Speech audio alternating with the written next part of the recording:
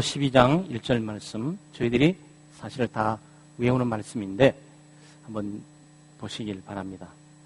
로마서 12장 1절 한 구절인데요. 함께 한 목소리로 낭독합니다. 그러므로 형제들아, 내가 하나님의 모든 자비하심으로 너희를 권하노니 너희 몸을 하나님이 기뻐하시는 거룩한 산 제물로 드리라. 이는 너희가 드릴 영적 예배니라. 자, 오늘 약 한 9개월에 걸쳐서 그리스도의 성경 공부 마지막 하는 종강의 그 날이에요. 예배에 참석하는 거야 자랑할 것이 있겠습니까? 거룩한 특권으로 알고 감사하는 거지만 그래도 성경 공부, 그리스도의 성경 공부에 등록하시고 아마 건강상의 문제 있을 수도 있고 또 환경의 문제도 있을 수도 있고 또 주변에 얘기하지 못한 일들, 사건들이 있어가지고 참석하기 어려운 분들도 많이 있었지만 꾸준히 보니까 거의 다 이렇게 수료하신 분들의 명단들이 거의 다 이렇게 나오셔서 참 한두 번, 근데 개근하신 분들은 한 두 분 계시더라고요. 네, 끝까지 잘 참석하셨던 분들이 두 분 계시고, 오늘 어쩌면 그 한 분이 잘 안 보이시는 것 같아요. 그러니까 이제 그러면 개근이 한 분으로 좁혀질 가능성도 있어 보인다 이렇게 생각이 드는데 열심히 잘 참석하셨어요. 하나님의 말씀을 꾸준히 공부하는 것이 쉬운 일이 아니고 또 바쁘고 분주한 일상생활 가운데 우리가 예배가 소중한 걸 알지만 또 주님 앞에 서는 것들이 쉽지가 않습니다. 그동안 수고들 많이 하셨고요.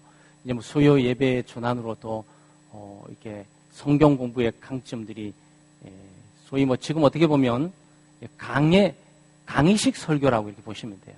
근데 이제 수요 예배는 이제 그야말로 강의식이라든지 제목식 설교로 이제 바꿔지면서 전형적인 수요 예배 패턴으로 우리가 돌아가게 되겠습니다. 자, 오늘은 이제 하나님의 말씀에 대한 자세와 태도들 그리고 종합적으로 예수 믿는 사람들이 이제 이 땅을 어떻게 살아가야 되냐라는 문제를 우리가 좀 다루게 됩니다. 그래서 여기 그러므로 사랑하는 형제 자매들이여라고 이 제목이에요. 그래서 성경 공부 제목입니다. 네, 제목인데 그러므로라는 말이 굉장히 중요하죠. 그래서 익숙하셔야 돼요. 그러므로 앞에 뭐가 있는 거예요. 예수 믿고 하나님의 은혜로 구원받았고 성령의 역사로 거듭났고 또 하나님의 섭리와 뜻 가운데 인도함을 받는 우리가 이제는 사랑하는 형제 자매들이 됐다. 믿음의 공동체와 한 지체가 됐다. 그리고 하나님의 백성다운 삶을 살아야 된다. 이게 결론이에요. 예수 믿습니까? 예수 믿는 대로 사세요. 하나님의 백성이 됐습니까? 하나님의 백성답게 사세요. 예수 그리스도의 제자가 됐습니까? 예수 그리스도의 제자답게 사세요.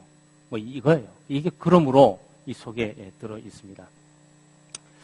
자, 여기 보면 성경 공부가 끝날 때 되면 성경 공부는 참 중요하죠. 성경 공부하는 이유도 있고 목적도 있고 의미도 있고 있지만 여기 몇 가지 자세와 태도들이 좀 나타나 있습니다. 아마 여기 보시게 되면 1번, 2번, 3번, 4번, 5, 6, 7, 8 이렇게 돼 있죠. 여러분 공과에도 좀 나와 있고 공과를 충분히 읽고 오신 분도 있고 또 바빠서 그냥 오신 분도 계시고 읽었는데 정확한 의미가 잘 파악 안 되신 분들이 있고 그래서 설명이 좀 필요합니다. 여기 보게 되면 우리도 여기 보면 사과 모자도 쓰고 있고 이래요. 그래서 우리가 그래서 성경 공부 우리가 수료하게 될 때 우리도 가운도 입고 사과 모자도 쓰고 그러죠.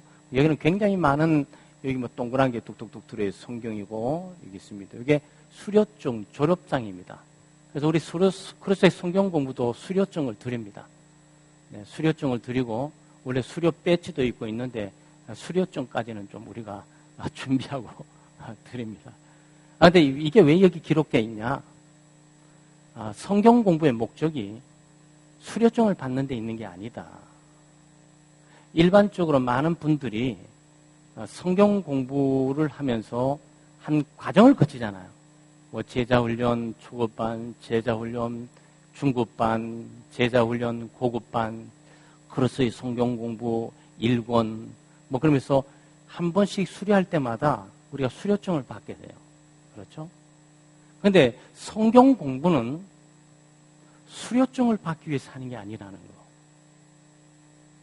어떤 일정한 과정을 마쳤기 때문에 그 사람이 성경을 잘 알게 되는 거고 하나님을 잘 알게 되었다라고 보장할 수는 없어요. 그러니까 우리가 주어지는 과정은 뭐죠? 과정은 성경 내용에 익숙할 뿐만 아니고 성경을 통해서 하나님을 잘 알도록 그 하나님을 지식적으로 아는 것이 아니고 인격적으로 하나님과 깊이 알아가는 관계를 위해서 성경을 공부하는 것이지 한 과정을 거치면서 내가 어떤 자격을 따고 내가 어떤 수료증을 내가 얻기 위해서 한 게 아니란 말이죠. 그럼에도 불구하고 어떤 과정을 행정적인 측면에서 1년을 거쳐서 그래서 성경 공부 한 권을 다 끝냈으니까 수료했습니다라고 우리 행정적인 측면에 관리적인 측면에 수료증을 주지만 성경 공부의 목적은 아니다. 수료증을 100개를 갖고 있어도 예수를 모를 수가 있고 수료증을 100개를 갖고 있어도 하나님과 관계없이 살아갈 수가 있어요. 굉장히 위험한 거죠. 그러니까 그래서 성경 공부의 목적은 어떤 한 과정을 띄고자 하는 것이 아니고 하나님의 말씀을 계속 접하면서 하나님을 통해 하나님을 알고 또 그리스도를 닮아가고 또 예수 그리스도의 사람으로 점점 인격적인 삶이 좀 구체화돼가는 그런 일들을 위해서 우리가 하나님의 말씀을 배운다. 자, 여기 보게 되면 성경 이 사람은 좀 눈을 좀 부릅뜨고 있고 성경이 꽤 커요. 그리고 여기 보면 누가 짓눌려 있어요. 성경을 예수 믿는 사람들은 굉장히 좀 똑똑해요. 그래서 옛날에는 예수 믿는 사람들이 말이 많다 그랬어, 말이에요. 그런데 말을 쓸모없이 하는 사람도 있지만 사실 아는 게 없으면 말할 것도 없어요. 그죠? 아는 게 없으면 할 말이 없다고. 그러니까 예수 믿는 사람이 말이 많다는 얘기는 뭐냐면은 좀 안다. 그런 얘기예요. 예수 안 믿는 사람보다는 교회에 대해서 알 거고, 예수 안 믿는 사람보다는 성경에 대해서 알 거고, 예수 안 믿는 사람보다는 교회 행정이나 조직에 대해서 알 거고, 예수 안 믿는 사람들보다는 목사님에 대해서 알 거고, 예수님 안 믿는 사람보다는 교회 구조라든지 조직이라든지 장로님이라든지 학생부라든지 청년부라든지 잘 알 거 아니겠어요. 뭘 할 말이 태산 같대 그냥. 교회 얘기만 하면 줄줄줄줄 나와요. 그래서 이건 무슨 뜻이냐면은 논쟁에서 이기는 거죠. 그래서 말싸움에서 예수 믿는 사람들은 질 수가 없어요. 예수 믿는 사람들은 좀 약간 성경 공부 제법 했다는 사람들은 말싸움에서 절대 질 수가 없어. 예수 믿지 않는 사람과의 관계에 있어서. 딸리지가 않아요. 왜? 서당계 3년 풍어를 잃는다고 하나님의 관계된 일들을 그저 들어서 자기는 솔직히 그렇게 안 살아. 살고 싶지도 않아. 살고 싶은 능력도 없어. 근데 들었어. 아는 거는 많아요. 그러니까 예수 믿지 않는 사람이 얘기하게 될 때 성경은 이렇고 목사님 이렇고 교회는 이런 거야 알아? 왜 이렇게 교파가 많은 줄 알아? 다 교파가 다른 거거든. 그건 몰랐지? 얘기해 주는 거예요.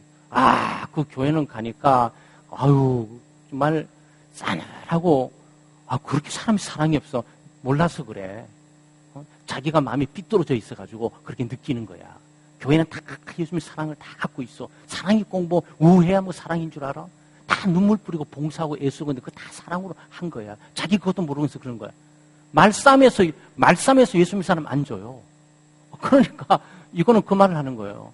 성경 공부를 통해서 남에게 말싸움에서 이기려고 우리 말싸움에서 이기려고 성경 공부 갖는 거 아니에요. 지식을 많이 쌓아가지고 좀 남들 볼 때 좀 유식한데 똑똑한데 우리는 이런 세계만 하는데 저 친구는 기독교에 대해서 알고 성경도 꽤 읽었더라고. 제법 성경도 암송하면서 제법 말을 하더라고. 근데 그 지식을 갖고 있는 게 나쁜 건 아니에요. 그러나 우리가 성경 공부의 그 지식을 가지고 어떤 사람들을 말싸움에서 이기고 논쟁에서 이기기 위해서 성경 공부하는 거 아닙니다. 우리 자랑하고 우리 지식을 드러내기 위해서 하려는 것이 아니고 성경 공부는 그런 목적으로 하는 게 아니에요. 그래서 여러분, 그래서 성경 공부를 끝나고 수료증 한 장 받았다. 이게 중요한 게 아니에요. 나 지식을 좀 갖고 있었다. 이게 중요한 게 아니에요. 문제는 뭐죠? 성경대로 믿느냐 사느냐 이 문제죠. 성경을 아는데 나는 안 믿어. 여러분 잘 보세요. 얼마나 우리 지난주 설교 제목이 뭐였죠? 지난주 설교 제목은 오직 믿음이에요. 그렇잖아요. 근데 안 믿어.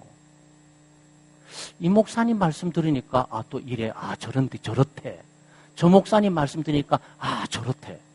또 기독교 방송 들으니까 이렇대. 아는 거는 무지하게 많아. 당신은 뭘 믿습니까? 그래, 당신은 이 목사 말 듣고 저 목사 말 듣고 저 목사 말 들었는데 당신은 뭘 믿냐고. 그게 아니라 뭐 이것도 알고 저것도 성경은 이렇게 하고 저렇게 하고. 아니, 스톱! 당신은 뭘 믿냐고. 안 믿어. 여러분 이걸 차이를 구분하셔야 돼요. 그래서 이 성경 공부를 다 해가지고 이 성경 공부를 통달한다 그래가지고 그 사람 믿음 있는 건 아니에요. 그렇죠? 아는 것과 믿는 것은 달라요. 그래서 여러분이 성경 공부를 하는 이유는 뭐냐면은 들음이 없이는 믿음이 없으니까. 믿음은 들음에서 나는 거니까. 하나님의 말씀을 통해서 믿음이 성장해 가야 되는 거예요. 내 믿음이, 내 머리가 성장하는 것이 아니고 내 믿음이 성장해 가야 돼요. 그러니까 성경 공부를 하면서 저 말씀이었구나. 저거는 믿어야 되겠다. 나는 저걸 믿는다. 하고 여러분이 신앙을 고백해야 되는 거예요. 근데 그걸 안 믿고 저런 이론 또 있었네? 내가 몰랐던 지식이야. 그러면서 자기는 안 믿으면서 누가 집사님끼리 말다툼하게 될 때 그것도 몰라. 성경 지난번에 목사님 배우니까 이렇게 얘기하더라고. 성경 공부 좀 해야 되겠어, 자기. 돌아선 자기는 안 믿어. 이는 얼마나 무서운 일인 줄 아세요? 그러니까 우리가 성경 공부라는 이 말이 피상적에서 돼서는 안 된다는 거예요. 내 성경은 하나님의 정황과 말씀이니까 성경이 우리에게 요구하는 것은 믿음을 요구하는 것이지 우리를 알기 위해서 요구하는 것은 아니라는 거예요. 알기 위해 요구하는 것 같으면 옛날 우리 어머니 때 계셨던 분들은 전부 믿음이 없는 사람이게? 그렇잖아요. 우리 어머니 때, 아버지 때 계셨던 분들은 우리처럼 성경 공부를 많이 하지 않았는데 그렇게 믿음이 좋을 수가 없고 예수 믿고 하나님 믿고 영원한 하나님의 나라를 믿으면서 그냥 잘 모르는데 믿고 살아오셨던 거야. 근데 우리는 아는 거는 많은데 안 믿어가지고 믿음의 능력이 나타나질 않아. 그래서 저도 이제 신학도 공부하고 또 신학교도 있기도 하지만 목사님이나 전도사님이나 사역하는 사람들의 고민이 거기 있어요. 칼바르트라가 이렇고 볼트만이 이렇고 뭐 벤틸이 이렇고 이제 자기는 뭘 믿는지 몰라. 당신은 뭘 믿습니까? 서뜻 대답을 하지 않아요. 한때 변선한 교수라고 있어요. 감리교 변선한 교수라고 조직신학 교수인데 잘 들어보세요. 얼마나 웃기는 일인지. 신학교에서도 그런 일이 벌어진다고. 그러니까 이 학생들 신입생하고 전 학생들이 이 조직신학 강의 체포를 끝나고 조직신학 강의를 전부 들었어요. 학생들 다 알고 변선한 교수라고 조직신학자니까 하나님의 영원한 속성과 하나님의 일반적인 속성, 하나님은 영원하시고 하나님은 전지하시고 하나님은 전능하시며 하나님은 무소하시고 하나님은 영이시며 하나님은 영원하시고 또 그 다음 쪽에서 하나님은 사랑이시고 하나님은 공의로우시며 하나님은 거룩하시고 하나님은 의로우시며 강의 다 끝났어요. 박수 막 쳤어요. 명강이라고. 조직신학 실론 명강이라고 했어요. 어떤 학생이 손을 딱 들었어요. 교수님은 그걸 믿으십니까? 그러니까 여기서 문제가 터진 거야. 교수님은 그걸 믿으세요? 그러더니 학생, 나는 이거 안 믿어. 나는 그냥 신학교에서 배웠기 때문에 교수로서 너희들에게 가르치는 거지. 그 믿음을 다 요구하지는 마. 그런 거예요. 그래서 신학교에 이랬던 날이니까 감리 교단에서 발칵 뒤집어져가지고 그 교수 제명 처리했어요. 놀랍죠? 그건 놀라운 일이라고. 근데 놀랄 필요 없어요. 왜? 믿음은 인간이 만들어낼 수 있는 게 아니니까. 자기가 지식을 갖고 있다 그래가지고 그 사람이 믿음 있는 사람이라고 말할 수는 없는 거예요. 그래서 이 믿음이 중요한 거라고. 이 믿음이. 믿는 게 중요한 거라. 근데 믿는 걸 바로 믿어야 되잖아. 뭐가 올바른지 모르면 어떻게 믿겠어요? 그러니까 말씀을 믿으라고. 왜냐면 이게 하나님의 말씀이니까. 그거 이외에 우리가 믿을 게 없는 거예요. 여기 보시게 되면 요거는 좀 굉장히 놀라고 있어요. 그렇죠? 요 사람은 성경을 보고 있는데 갑자기 자기가 성경을 붙들고 있잖아요. 요렇게. 성경을 이렇게 붙들고 있잖아요. 그렇죠? 그런데 앞에 사람도 없는데 손이 나와서 자기 어깨를 딱 잡아요. 이 뭐냐면 성경의 손이에요. 내가 성경을 딱 붙들었는데 성경이 나를 딱 붙드는 걸 느껴. 혹시 그걸 느끼세요?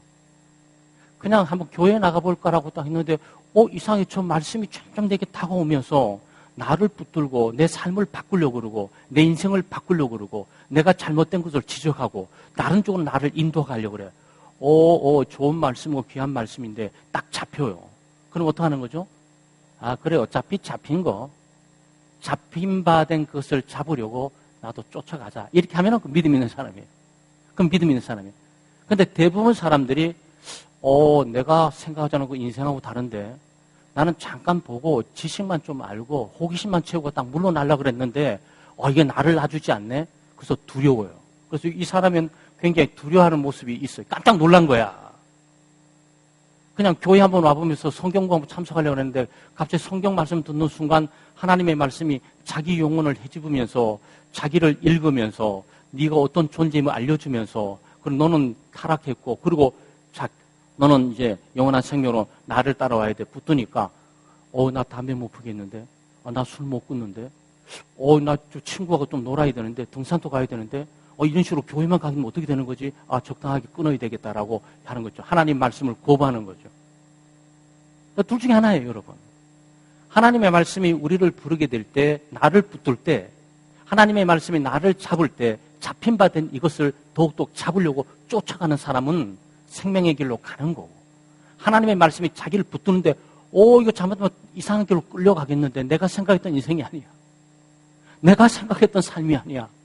내가 생각했던 삶은 적당하게 내 마음대로 살다가 주일 한 번 정도, 1시간 정도 이렇게 딱, 부조하듯이 딱 교회 가주면서 거기서 종교인이라는 문화를 좀 약간 누리면서 그리고 내가 살고 싶은데 와보니까 저거 다 포기하고 너는 내게 잡혀야 되라고 딱 온단 말이죠.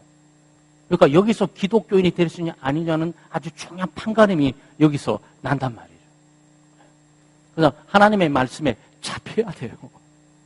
하나님 말씀에 붙들려야 돼. 내가 하나님의 말씀을 붙드는 게 아니고 이 말씀이 나를 붙든다고요. 그걸 경험하는 사람이 아주 복된 사람이에요. 그러니까 하나님의 말씀이 내가 성경을 읽는 게 아니고 성경이 나를 읽고 깜짝 놀라요. 이거 뭐지? 내 깊은 생각과 속마음까지도 다 폐부를 꿰뚫어보고 아는 거야. 내가 몰랐던 숨겨진 죄까지도 낱낱이 거울처럼 나를 비춰주기 시작하는 것, 저 두렵고 떨림이 있게 되죠. 그게 정상이에요. 그래야 되는 거예요. 그래야 되는 거예요. 내가 성경을 읽는 것이 아니고 성경이 나를 읽는 거고 내가 성경을 붙드는 것이 아니고 성경 말씀이 나를 딱 붙들어 있는 거예요. 이게 정상이에요. 네? 그때 붙들림 바 된 것을 잡으려고 쫓아가게 될 때 그 사람은 위대한 하나님의 나라의 삶을 경험하게 돼요. 예수 그리스도와 함께 동행하는 아주 놀라운 감격적인 폭풍 속에서도 이게 설게 되는 그 삶, 홍해가 갈라지는 그 삶, 아무것도 없는 곳에서 메추라가 떨어지는 그 삶을 믿음으로 경험하기 시작한다고요. 하나님의 말씀의 능력인 거죠. 여기 보게 되면 성경 공부를 여기는 시내산이잖아요. 여기는 구름이 있고 구름은 항상 구약 성경의 구름은 하나님의 영광을 상징하고 있어요. 하나님이 임재하신다. 하나님이 그곳에 계신다. 그리고 하나님이 그의 빛을 드러내신다라는 것들이 구름으로 나타나는데 여기 보면 율법서가 있잖아요. 근데 문제는 여기 퀘스천이에요. 또르르 올라가면서 동그라미 그런 천국을 소망하는 거예요. 그리고 퀘스천이에요. 성경 말씀 보니까 왜 법이 그렇게 많아? 성경 공부를 해보니까 이것도 하지 말아야 되고 이것도 하지 말아야 되고 이것도 하지 말아야 되고 저것도 하지 말아야 되고 하지 말라니까 왜 그렇게 많은지 몰라. 그러니까 성경 공부하면서 이 법대로 언제 내가 다 지켜서 구원받지 이렇게 생각하는 거예요. 그렇게 생각하는 분들이 있어요.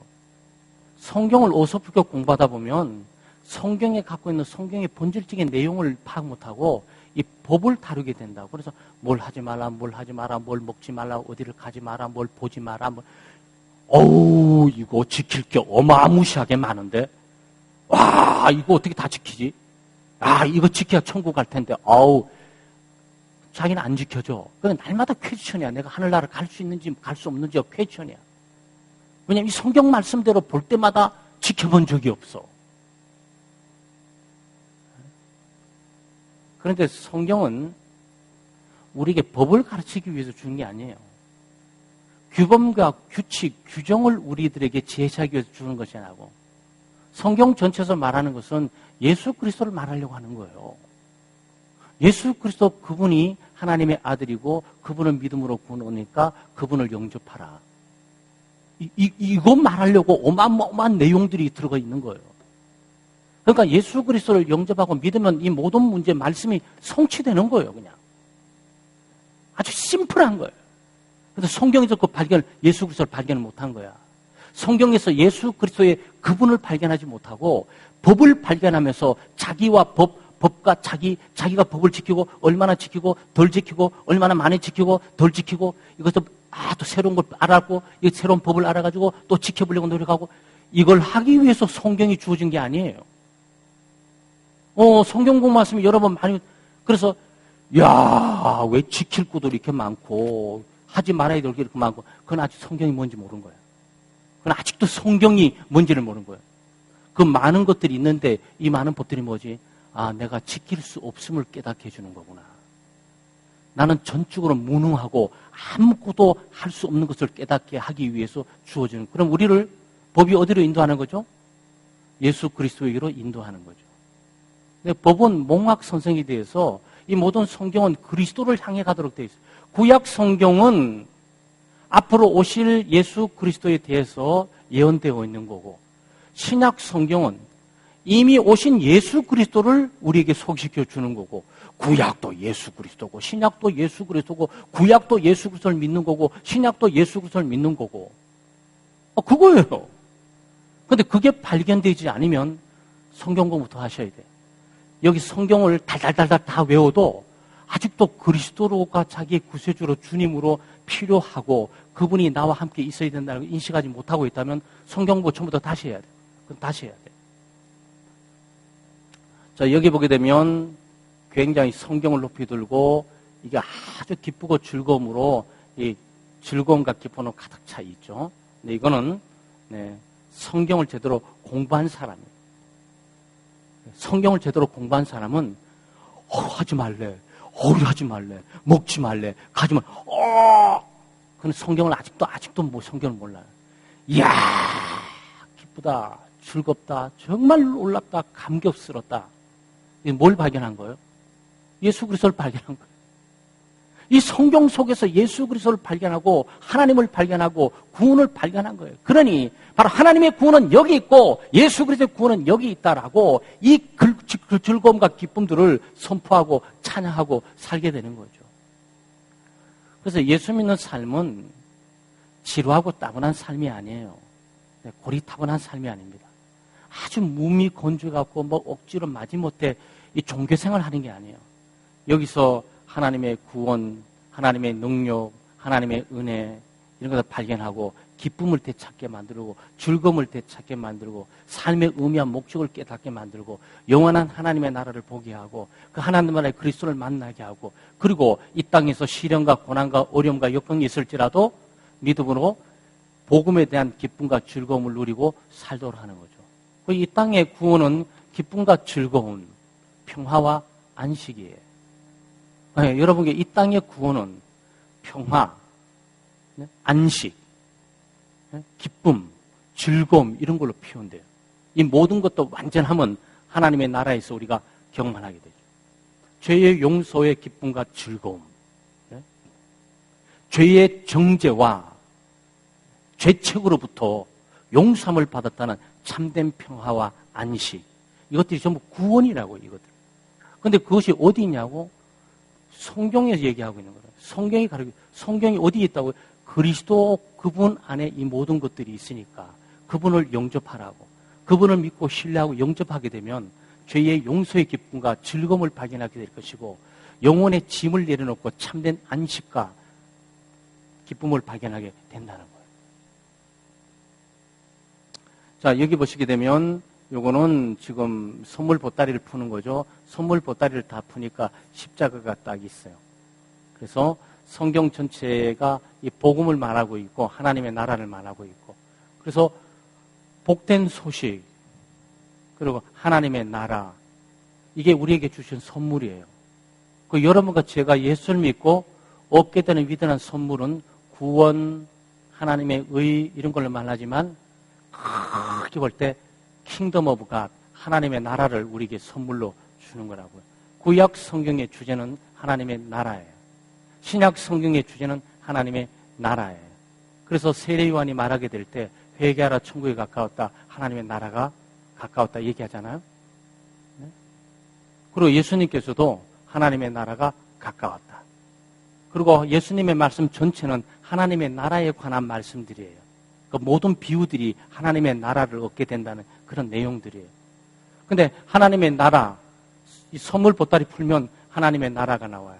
그래서 이 사람 같은 경우에 그 나라를 어디서 발견하냐면 십자가에서 발견하는 거죠. 십자가에서. 선물 보따리를 딱 보니까 십자가 동그랗게 있어. 이게 뭐야? 여기에 구원이 있고 여기에 영생이 있고 여기에 생명이 있고 여기에 천국이 있단 말이죠. 그걸 발견한 거죠. 그래서 성경 속에서 그 선물을 발견해야 돼요. 그 선물을 발견해야 성경 공부에 의미가 있으신 거예요.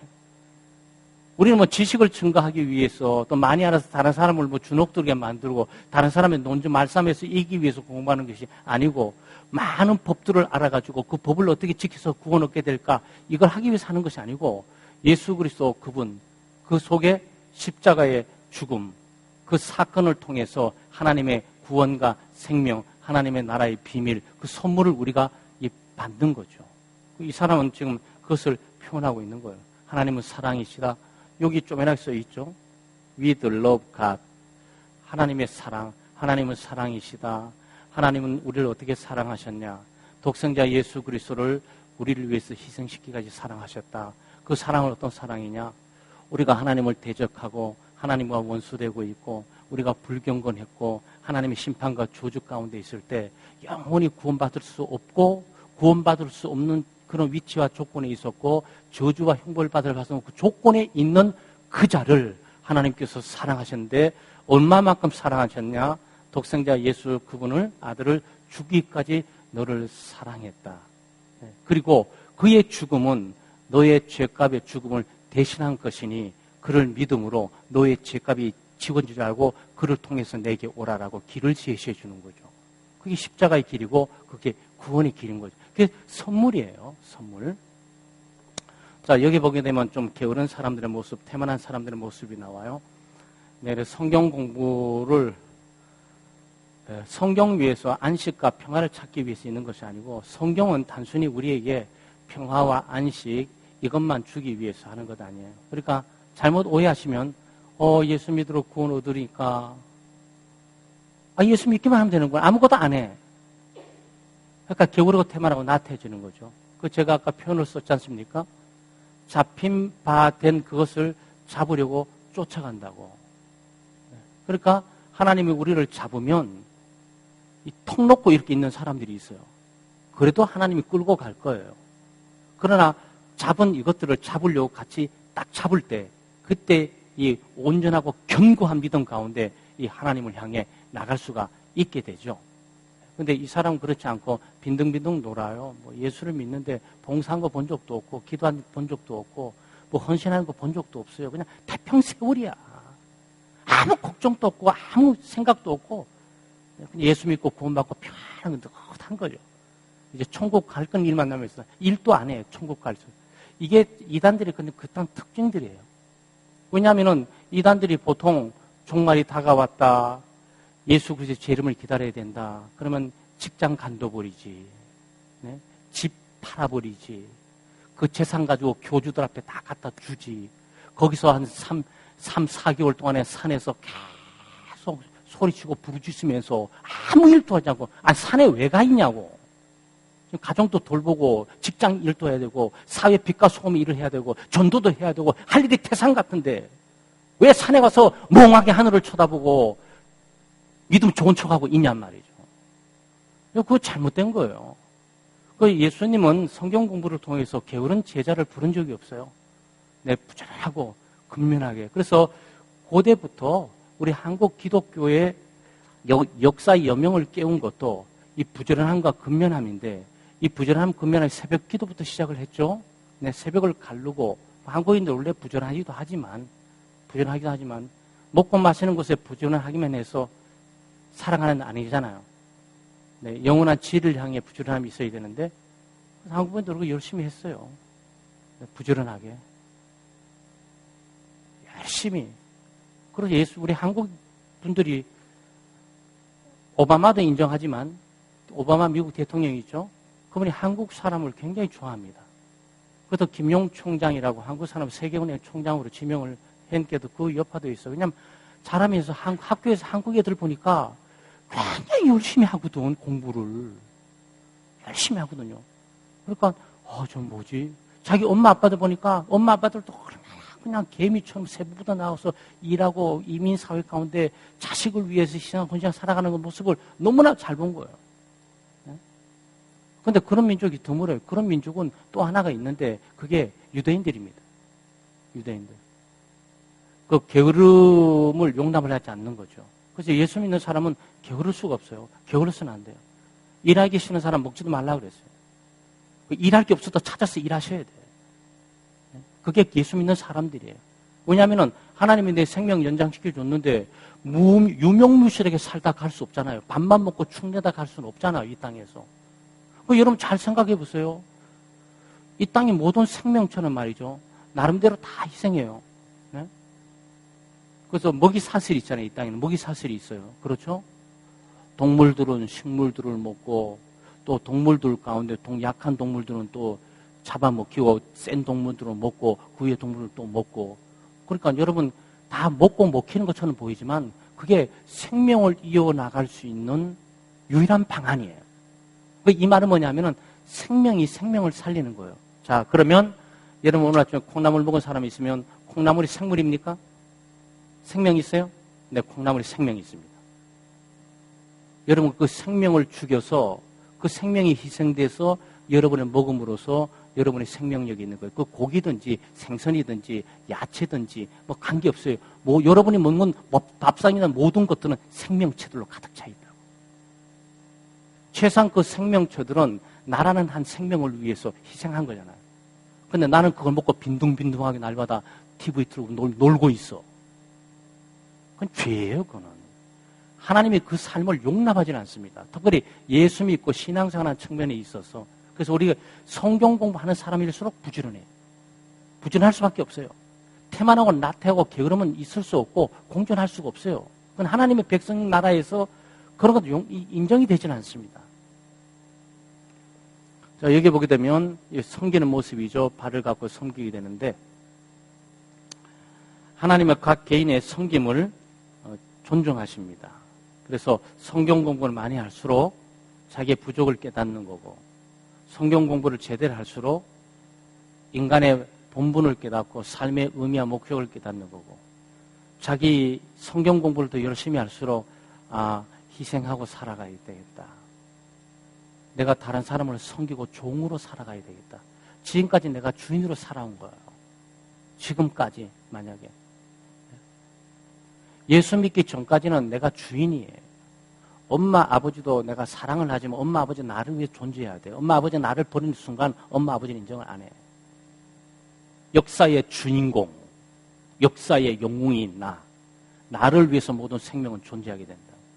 그런데 예수를 믿고 성경 공부를 더 해나갈수록 느끼는 것은 이 생명은 보잘것이 없다. 오늘도 하나님이 나를 거둬갈 수 있다. 지금 뭐 가을이 짙어져 가면서 이제 겨울이 다가오게 되는데 낙엽이 떨어지잖아요. 언젠가 나도 한 줌의 낙엽처럼 떨어지는데 쓰레기통에 박혀가지고 썩을 게 아니라 그냥 자연스럽게 떨어져서 저 나무에 거름이 되었으면, 그래야 되잖아요. 그래서 우리의 삶이 누군가의 거름이 되어야 되잖아요. 이제 우리가 성경공을 한 이유가 거기 있는 겁니다. 지식을 많이 얻으려고 그러는 것도 아니고, 또 똑똑해서 논쟁에서 이기려고 그런 것도 아니고, 하나님을 알고, 나를 깊이 알고, 내 생명에 제한이 있는 것도 알고, 내 생명 하나가 정말 인간 생명이 소중하고 귀하잖아요. 그렇죠? 얼마나 귀한지 몰라요. 근데 그 귀한 생명이 오늘 또, 중동 저쪽 어쩐 지역에는 시리아 IS 있는 지역에는 오늘 또 수백 명이 죽어간다고. 아프리카도 마찬가지고요. 그러니까 생명의 가치가 우리가 보는 이 전쟁, 이 비극적인 생활을 볼 때는 정말 낙엽보다 못해. 낙엽은 안정된 게 그래도 가을까지는 보장이 되잖아. 특별한 폭풍이 몰아치지 않으면. 우리는 오늘 하루도 가면 뉴스에 누가 뭐 교통사로 죽었다, 뭐 달리다가 죽었다, 하늘에서 죽었다, 뭐 바닷물에서 죽었대, 그러고, 뭐 도대체 죽은 문제예요, 죽은 문제. 아마 거기 있는 사람들 가운데 청운의 꿈을 가지고 자기 생명을 아끼고 자기만 위해서 살다가 죽은 사람들도 많을 거예요. 그렇죠? 그래서 우리가 성경을 공부하는 이유는 뭐냐? 그렇게 살지 말자. 어차피 죽을 목숨, 어차피 낙엽처럼 언제나 떨어질 목숨, 다른 사람의 걸음이 되고 다른 생명에 약동할 수 있는 기회나 주고 그리고 사라지자. 그 얘기죠. 그럼 얼마나 멋지겠습니까? 바로 그것이 희생과 헌신에 따라 달려있는데 바로 여기에 오늘 우리의 주제가 있는 거죠. 네. 그러므로 형제들아 내가 하나님의 모든 자비하심으로 너희를 권하노니 너희 몸을 하나님이 기뻐하시는 거룩한 산제물로 드리라. 등신불이라고 하세요. 등신불. 불교에서는. 그냥 평범하게 그냥 재단에 자기를 그냥 불로 태워버려 그냥. 살아있는 통째로. 대단한 희생 아니겠어요? 그래서 등신불을 높이 평가하는 거예요. 그래서 예수 믿지 않는 사람들 세계 앞에서 그 등신불 앞에서 이게 뭐랄까 고행을 하든지 거기에 좀 더 참배를 하게 되면 그 공적을 힘입는다고 생각을 하는 거예요. 근데 그거와 흡사한 내용이 성경에 있는데 바로 오늘 여러분 읽었던 로마서 12장 1절에 그러므로 형제들아 예수 믿는 너희들아 하나님의 거룩한 자비하심으로 너희를 권한다. 정말 권면한다. 이제는 옛날처럼 살지 마라. 이제는 희생하고 살아라. 다 죽고 난 이후에 무덤에 가서 나를 이 자연에 뿌려서 거름이 되어 이러지 말고 살아서 생생할 때 그때 희생을 해서 그 재물이 빛나도록 하라. 그 얘기예요, 이게. 그 예수 믿는 사람들은 죽음은 죽고 난 이후는 아무 의미가 없어요. 그리고 우리 제사도 안 드리고 예배도 안 드리고 참배도 안 하고 죽은 사람에 대해서 말을 안 하잖아요. 이 땅에 종교 없어져 버렸으니까. 그렇잖아요. 가치는 살아있음에 있는 거예요. 살아있음에. 근데 이렇게 살아있는 영어는 뚜렷해요.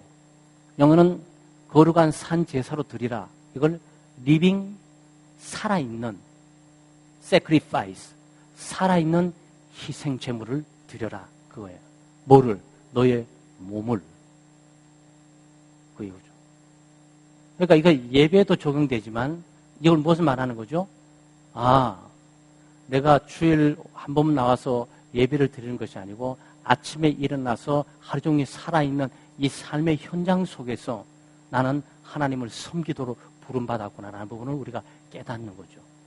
우리는 예배 의식으로부터 온 것이 아니고 하나님을 섬기고 하나님을 기쁘게 하고 하나님의 영광을 위해서 우리가 존재하기 위해서 하는 거죠. 그 영광을 드러내기 위해서는 여러분 보는 것처럼 이건 뭡니까? 제사장이에요. 이건 뭐죠? 이거는 양입니다. 양은 절대 하나님께 드리는 제물에 죽은 제물은 안 받습니다. 하나님이 살아있는 제물을 가지고 와서 살아있는 제물을 그 하나님 앞에서 죽이고 피를 흘려야 돼요. 피 흘림이 없이는 삶이 없으니까. 살아있으니까 가치가 있는 거예요. 그러니까 구약 성경 말라기에는 살아있는 제물을 드리는데 하나님께 굉장히 혼납니다. 말라기 선지자가 하나님의 백성들이 살아있는 제물을 갖고 오는데 하나님께서 엄청 혼을 내요. 그 예배를 받을 수 없다고. 왜냐하면 병든 애들만 데려오는 거야. 잘 보세요, 이 정신들이.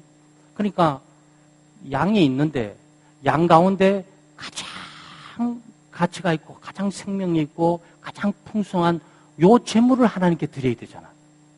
그렇죠? 근데 하나님이 가장 귀한 것들을 요구하시고 최고의 것을 요구하니까. 근데 그게 아까워서 안 돼. 저거 새끼를 놓으면 저게 몇 마리가 되는데. 그러니까 어차피 죽어야 될 애들이 있어요.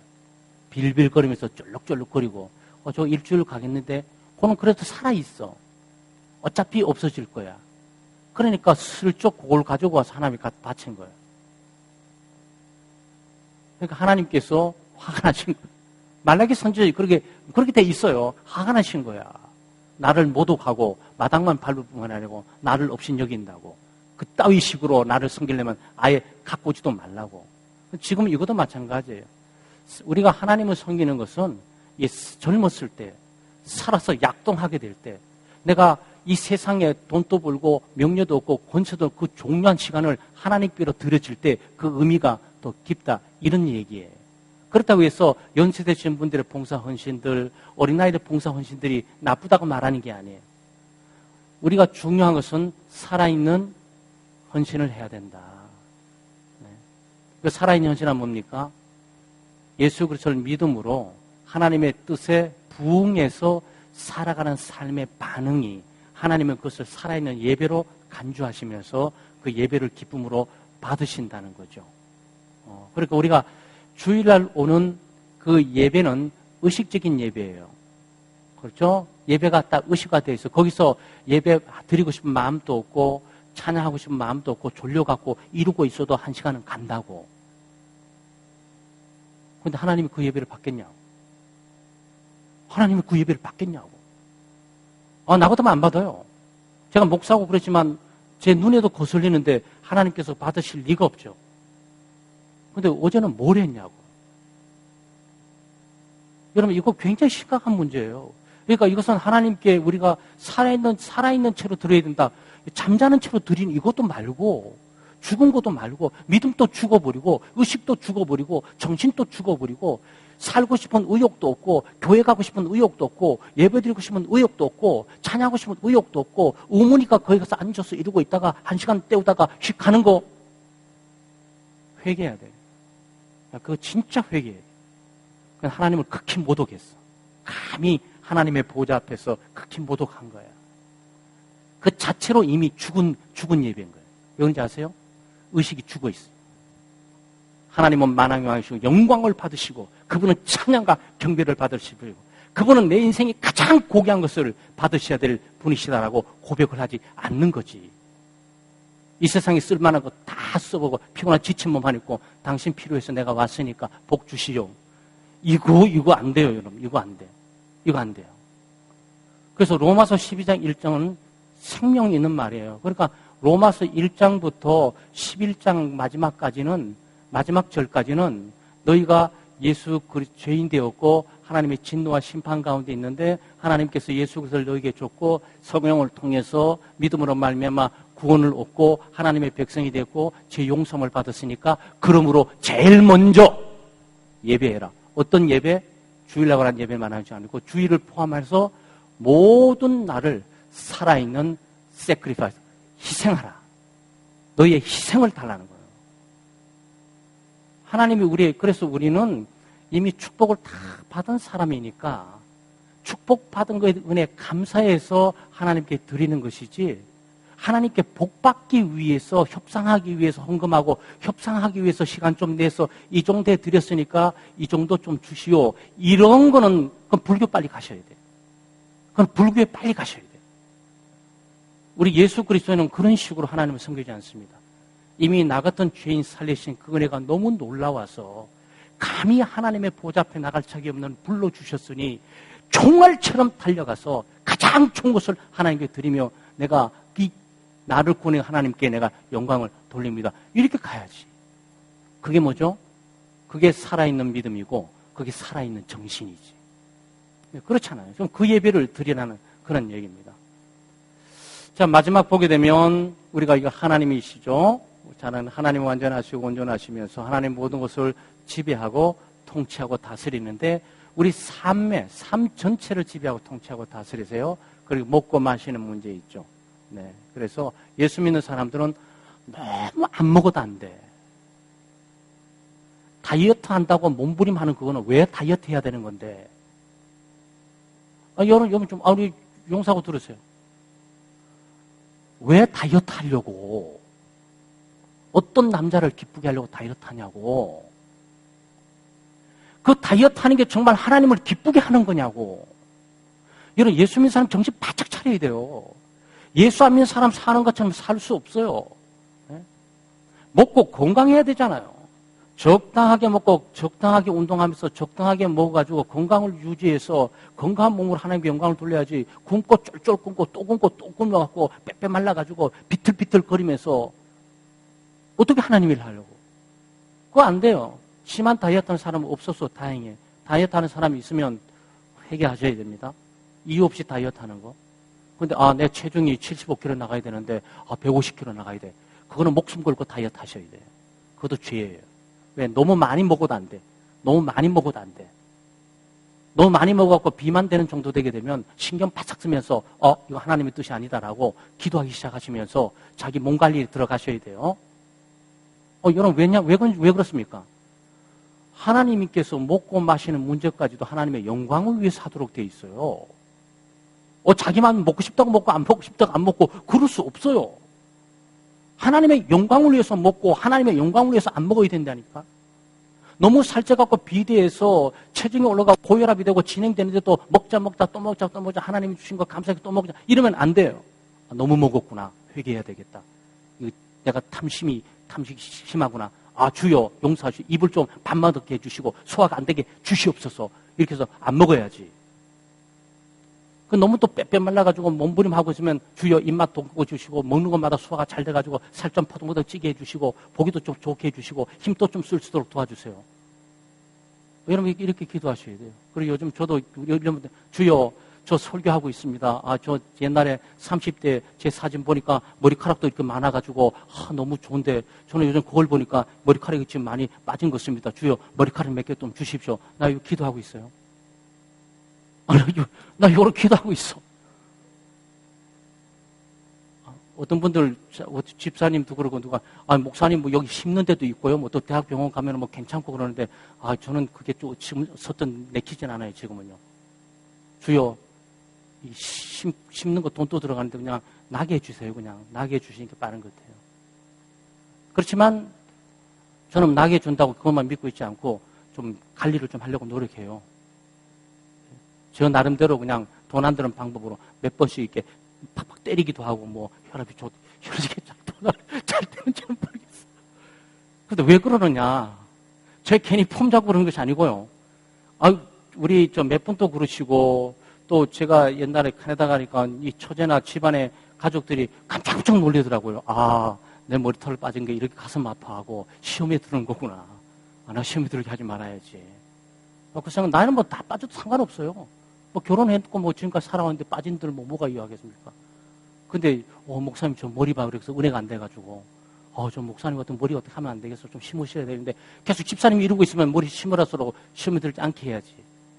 어쨌든 먹는 문제도 이것도 관리하셔야 되고 이거 하나님의 공동체 믿음의 가족 특별히 가족적인 뿐만 아니고 우리 교회에 대한 공동체가 하나이다. 연합되고 공동체적으로 또 한마음 한뜻으로 일체감을 갖는 가정, 일체감을 갖는 교회, 우리가 하나님이 원하시는 거예요. 그러니까 이거 다투고 분쟁하고 싸우는 거는 전부 잘못된 거예요. 네, 다투고 가정에서도 그렇고 교회에서도 그렇고 부서에서도 그렇고 다투고 분쟁하고 싸운다는 얘기는요. 그건 어떤 정당성 속에 그건 하나님의 교회에서 그건 뭔가 잘못된 거예요. 하나님이 원하는 것 아니에요. 자, 이거 보시면 불은 돈인데 외국 사람이 그림을 그려가지고 불자를 해놓은 거예요. 실제로 한국 사람이 그림을 했으면 W에서 짝대기 쫙 옆으로 이렇게 걷을 겁니다. 원자로. 이게 무슨 뜻이냐면은 하나님을 기쁘셔야 하고 또 사람을 사랑하고 어려운 사람을 돕고 섬기고 그들의 종에 대해서 그들의 필요를 공급해 주려고 하면 말만 갖고 안 되잖아요. 말만 갖고. 날마다 배고파 죽겠는데 기도하고 있어. 기도하고 있어. 이건 무슨 소리예요? 차라리 돈 한 2, 3만 원 더 봉투해 주면서 식사 좀 맛있게 하면 좋겠어. 뭘 이런 걸. 주님께서 준 거니까 그냥 쓰시면 좋겠어요. 오늘 맛있게 드세요. 그렇게 해야지. 그러니까 이 돈도 내 마음대로 내 뜻대로 쓰는 게 아니에요. 하나님이 필요한 사람을 위해서 섬기고 도우라고 하나님이 내게 주신 돈이니까 그러니까 내 쓸 것 안 쓰고 하면 안 돼요. 어떤 사람들은 봉사하고 헌신단하고 그래가지고 자기 가족들에게는 하나 선물 안 하고 자기 아내들에게는 수고하는데 선물 하나도 안 하면서 괜히 다른 데 가서는 막 그냥 생색 내듯이 어우 저런 훌륭한 분이 있냐. 어우 저 봉사 열심히 해. 믿음이 있으려면 저분처럼 있어야 돼. 저분의 아내는 얼마나 좋을까. 웬걸 그 아내는 남편을 원수처럼 보고 있는데. 그러면 안 된다고요. 네, 그것도 균형을 잘 잡아서 네, 하나님께서 가정도 관심 있고 이웃도 관심 있고 자기에도 있지만 이웃에도 있잖아요. 자, 여기 보시게 되면 이 취미생활 야구공이니까 우리 뭐 야구도 많이 팬들도 많이 생기고 여성 팬도 많고 그러더라고요. 네, 야구, 축구, 농구 뭐 이런 거 있잖아요. 레포츠, 스포츠 뭐 있잖아요. 그러니까 이걸 레저라 그래요. 적당한 문화 생활이라 그래요. 그래서 여러분이 가난에 있는데도 만족할 줄 알아야 되고 부한데 처할 줄도 알아야 돼요. 그 얘기는 뭐냐면은 문화 공간을 사용하는 것을 죄익시하면 안 돼요. 적당한 운동하고 즐겁게 하시는 거 하셔야 돼요. 적당하게 영상을 보고 특별히 뭐 그렇게 정신적으로 나쁜 게 아니면 문학적인 영화라든지 이것도 좀 보셔야 되고 연극장에서 연극도 좀 보셔야 되고 오페라인데도 좀 보셔야 되고 네? 이런 것도 문화생활을 좀 하셔야 돼요. 그것은 자기 정신건강에 좋아요. 예수 믿는다고 해갖고 날마다 교회, 기도원, 성경, 기도, 교회, 기도원, 성경, 기도 이것만 예수 믿는다고 생각하시면 안 돼요. 하나님이 성경만 있는 것이 아니고 기도만 있는 것이 아니잖아요. 야구장에도 계시고 축구장에도 계시고 농구장에도 계시고 영화에도 거기도 계시잖아요. 그러니까 하나님의 모든 주권이 통제되는 그곳에서 이 균형 잡힌 삶을 자기가 취미 생활을 하셔야 된다. 그런 얘기입니다. 예수 믿는 사람이라 그래가지고 문화생활 안 하고 전적으로 다 끊어버리고 하는 것은 그 말이 그렇게 하면 안 되죠. 자, 이거 보게 되면 뭐 학위증이죠. 또 공부도 좀 적당히 좀 해야 돼요. 예수 믿는 사람이 너무 상식이라든지 에티켓이라든지 일반 교양에 뒤지면 안 돼요. 그러니까 예수 믿는 사람 보고 너는 교회 나와야 되고 하나님 말씀 붙들고 해야 되는데 그냥 인사나 잘하세요. 당신 인사나 잘하세요. 이러면 그게 뭡니까? 그러니까 이건 뭐냐면 일반 교약 서정도 공부하셔야 되고요. 뭐 여러분 취미에 따라서 뭐 음식, 여성분들은 음식도 좀 보셔야 되고 자수구동도 좀 보시고 취미생활 가운데 어떤 지식들을 증거시켜 나갈 필요가 있는 거예요. 자기 인생 가운데. 성경 속에는 다 들어있습니다. 시, 문학, 예술, 정치, 경제, 사회, 심지어 음악까지. 음악, 악기까지, 악기의 종류까지, 철의 종류까지 다 들어있어요. 네, 그러니까 이건 무식한다는 얘기가 아니라 우리가 하나님의 말씀도 잘하지만 그 스폴저는 그랬습니다. 한 손에는 하나님의 말씀, 한 손에는 성경, 한 손에는 신문이에요. 신문을 통해서 세상을 아는 거고 성경을 통해서 하나님의 세상을 알고 둘을 만나게 해주는 것이 주는 거죠. 그래서 예수 믿는 사람들도 공부하셔야 됩니다. 어차피 공부해서 만약에 우리 예수 믿는 우리 학생들 가운데 공부를 하려면 잘하세요. 정책을 잘하시라고. 경제학을 공부하면 경제학을 잘하시라고. 예술을 하시면 예술을 잘하시라고. 아주 탁월한 지식을 가져도 나쁜 게 없어요. 왜 하나님이 그것을 사용하실 수가 있으니까. 여기 보면 공장이에요. 공장이 일하는 일터전입니다. 일터전에서도 우리가 하나님을 섬기는 것이에요. 우리가 일하는 것은 내가 노동을 주고 돈을 바꾸기 위해서만 있는 게 아니에요. 하나님이 우리에게 건강 주시고 재능을 주셔서 이 산업에 터져서 일하게 하게 될 때 그 일을 통해서 사람을 섬기는 거예요. 일을 통해서 직장을 섬기는 거고 일을 통해서 동료들을 섬기는 거고 일을 통해서 그 회사가 또 이 사회를 섬기는 거죠. 예를 들어서 뭐 초코파이 만든다고 초코파이 만들면은 이 초코파이 만들면 난 돈을 얻어요. 그렇죠? 돈 얻습니다.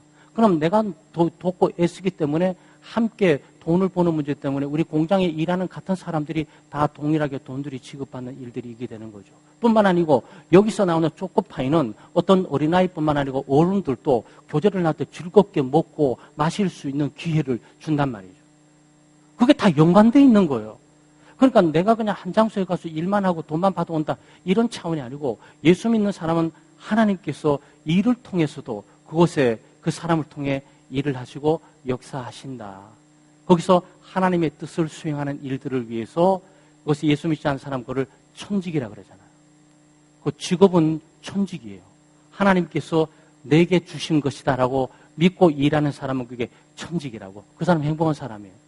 날마다 아침마다 청소를 다니시는데 청소하는 그 사람이 이거는 내가 태어나서 하다 보면 일을 하게 됐는데 재수 없이 내가 어떻게 일을 하게 됐지.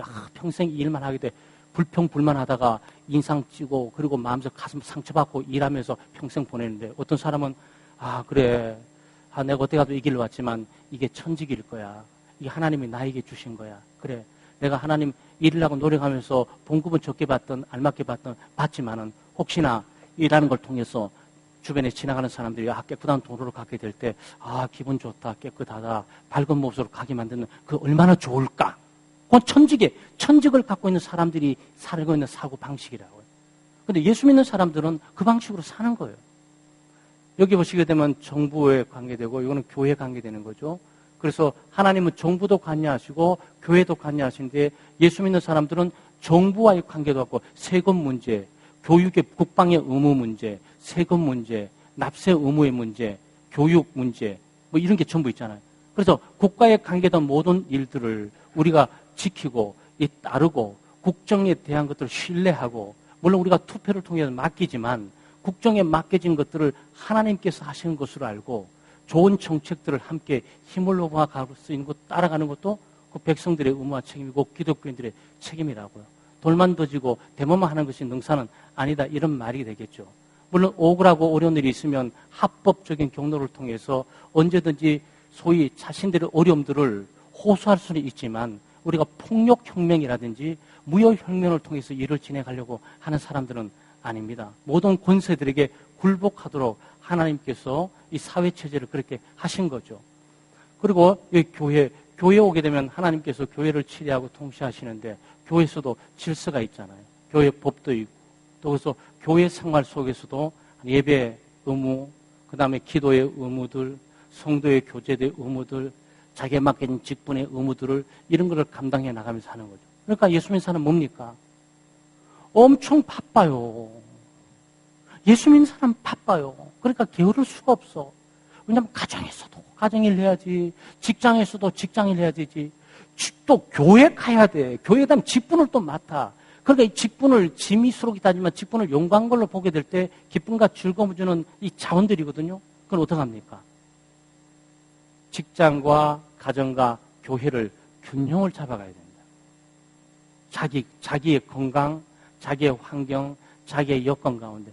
그래서 제가 여러분에게 교회 와서 살으라, 교회 기도해야 된다, 날마다 예배 와야 된다, 말하지 않잖아요. 여기만 와 있으면 어떡해요? 직장도 가 있어야지. 그래야 세상이 돌아가잖아요. 10,000명 된 예수 믿는 사람이 정말 일하죠. 수요일날 다 여기만 다 와버리면 모든 회사 전체 스탑해버리게. 그럴 수는 없는 거예요. 그렇다고 해서 우리의 의무와 책임들을 감당하지 않는다는 게 아니라 의무와 책임들이 있지만 그것들을 자기 환경과 여건에 따라서 하나님과 교제의 관계를 통해서 자기가 가정의 의무를 어느 정도 수행해야 되겠죠. 그리고 직장에 있으면 직장에서도 의무를 수행해야 되겠죠. 거기도 하나님께서 내게 요구하시는 것이니까. 교회에 오게 되면 교회의 의무와 책임들이 하나님께서 요구하시는 것이 있겠죠. 그렇죠? 그러니까 이 삶을 살기 위해서는 게으르고 태만할 수 없고요. 정신 바짝 차리지 않을 수 없어요. 정신 바짝 안 차리면 교회에 사람이 안 보여. 정신 바짝 안 차리면 가정에 사람이 안 보여. 정신 바짝 안 차리면 직장에 사람이 안 보여. 그러니까 방황을 해. 헷갈려 해. 이 교회는 뭐고 가정은 뭐고 직장은 뭐고 헷갈릴 필요 없어요. 거기서 하나님을 섬기면 되는 거예요. 교회와 헷갈릴 필요 없어요. 거기서 하나님께서 자기가 할 수 있는 정도의 역할이나 이런 것들을 맡겨진 것들을 하면 되는 거예요. 무거운 짐들은 또 조정을 하는 거고 너무 무거우면 한두 개를 내려놓는 거고 너무 가볍게 날마다 성경책 위에 누워있다면 정신 차려서 뭘 하다나 맡아서 해야지. 목사님 다음에는 제가 주일학 교사하고 싶습니다. 한번 좀 시켜주십시오. 이렇게 나가야지. 10년이 가도 와서 좀 시켜달라는 사람은 없어요. 그런 사람 좀 있었으면 좋겠어요. 물론 우리가 겸손해서 그런 게 하나 있겠죠. 자, 사랑하는 여러분, 그래서 성경 공부 하나님의 말씀을 통해서 우리가 많은 시간들을 이렇게 봤지만 주여 말씀을 사랑해 주시고 또 하나님의 말씀의 뜻을 늘 깨닫고 예수 그리스도의 복음의 그 능력과 은혜를 경험하게 해주시고 또 주님의 백성으로 또 주님의 자녀로서 우리가 세상 속에 살아가면서 가정 속에서 또 아버지면 아버지, 자녀면 자녀, 또 어머니면 어머니 또는 직장생활 가운데 내 위치와 교회생활 내 위치 가운데 어느 하나도 소홀함이 없이 주님 이 일들을 균형 잡게 잘 해나갈 수 있도록 나에게 지혜를 주시고 또 부지런함을 주시고 또 이 모든 걸 감당해 나가는 능력을 달라고 이 시간 잠깐 기도하겠습니다. 그리고 기도가 난 이후에 우리 정책당회가 지금 진행되고 있어요. 저와 우리 장로님들을 위해서 기도해 주셔서 2016년도에 결산을 잘하고 2017년도 여러 가지 부서들을 우리 공동체에 하나님이 원하시는 것으로 잘 꾸려나갈 수 있도록 도와달라고 기도해 주시길 바랍니다. 함께 기도합니다. 하나님 감사합니다. 하나님의 크신 은혜와 사랑으로 저희들을 붙드시고 은혜 베풀어 주심을 감사합니다. 우리 크로스웨이 성경 공부 장장 9개를 거쳐서 잘 마무리하게 하시고 또 그동안 개인적으로 또 가정적으로 힘들고 어려운 일도 많이 있었지만 하나님께서 그 모든 것들을 잘 극복해 부지런함으로 주의 전에 나와 말씀을 공부하고 또 하나님을 예배하고 기도할 수 있도록 도우시고 인도해 주심을 참으로 감사합니다. 하나님 아버지, 저희들이 예수 믿는 자로서 이 땅을 살아가는데 하나님의 백성과 자녀를 늘 잊지 않고 또 마음을 다하여 뜻을 다하여 하나님을 사랑하고 이곳을 살아가는 삶을 늘 살아갈 수 있도록 도와주시고 하나님 우리의 믿음이 성장하고 믿음이 강건해질 수 있도록 저희들을 붙들어 주시기를 간절히 바라고 원합니다. 믿음은 들음에서 나며 들으면 하나님의 말씀으로 말미암다고 해주셨는데 하나님의 귀한 말씀을 통해서 우리의 믿음이 늘 살아있게 하시고 우리의 믿음이 늘 성숙해 나갈 수 있도록 도우시고 인도해 주시옵소서. 하나님 아버지, 특별히 저희들이 이 땅을 살아가면서 가정과 교회 그리고 직장생활 바쁘고 분주한 삶을 살아가고 있습니다. 때때로 우리 자신을 잃어버리고 살아갈 때가 많이 있는데 하나님 우리가 깨어있게 해주시고 정신 바짝 차려서 가정의 우리의 역할과 직장의 우리의 역할들, 교회의 우리의 역할들을 잘 구별하고 그 모든 것들을 균형 잡게 조정해 나갈 수 있도록 하나님 도우시고 인도해 주시옵소서. 그 땅을 살아가면서 언하고 소홀함이 없이 우리의 의무와 책임을 다 했노라고 하나님 앞에서 정말 감사하고 살아갈 수 있는 저희들 될 수 있도록 도우시고 인도해 주시옵소서. 하나님 세상의 세월이 지난 어느 날 한쪽이 너무 허무하고 어떤 것에 아무 의미 없이 왔다고 하나님 그런 어려움 그런 고백과 자백하지 않도록 하나님 도우시고 인도해 주시옵소서. 우리 창대교회 2016년도가 지나가며 2017년도 맞이하기 위해서 정책당회가 진행되는 가운데 있습니다. 부정한 저를 기억해 주시고 우리 장로님들을 기억해 주시며 지혜를 주시고 총명을 주시며 믿음을 주시고 하나님 우리 당회가 2016년도 각 부서의 모든 결산들을 잘하고 잘 점검하고 잘 논의하고 2017년도 한 해에 우리 창덕교회가 가져는 꿈과 소망으로 비전과 꿈이 이루어지는 것으로 또 하나님께서 우리에게 원하시고 쓰시고자 하는 하나님 그곳으로 저희들을 인도함을 받도록 도와주시고 우리 귀한 창대교회를 통해서 하나님의 나라가 더 증거되게 하시고 하나님의 능력이 영광 가운데 충만하게 드러날 수 있도록 도우시고 인도해 주시옵소서. 감사드리며 예수님의 이름으로 기도드리옵나이다.